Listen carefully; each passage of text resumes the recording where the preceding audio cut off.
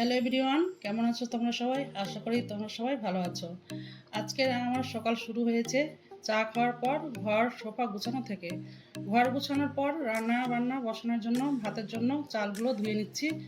ভাতের জন্য electric Kettle থেকে গরম জল নিয়ে নিচ্ছি। ভাত বসিয়ে দেওয়ার পর শাশুড়ি মায়ের জন্য মৌসুমিগুলো কেটে নেওয়ার জন্য বের করে রেখে দিলাম। ছেলে ঘুম থেকে উঠে গেছে, ওর জন্য ডিম সিদ্ধ বানিয়ে খোসাগুলো ছাড়িয়ে ওকে চা, ডিম সিদ্ধ আর খেজুর দিয়ে দিলাম। এরপর মৌসুমিগুলো কেটে নিচ্ছি। মৌসুমিগুলো শাশুড়ি মাকে দিয়ে আসার পর হাতে কিছু কাপড় চোপড় ধুয়ে নেওয়ার জন্য ভিজিয়ে নিচ্ছি। তারপর সবজির জন্য জোগাড়পাতিগুলো নিয়ে বসলাম। আজকে আম আলুর ঘন্ট করব বলে আম আর আলুগুলো কেটে নিচ্ছি। আম আলুর ঘন্টর সঙ্গে ঢেঁড়স ভাজা করছি।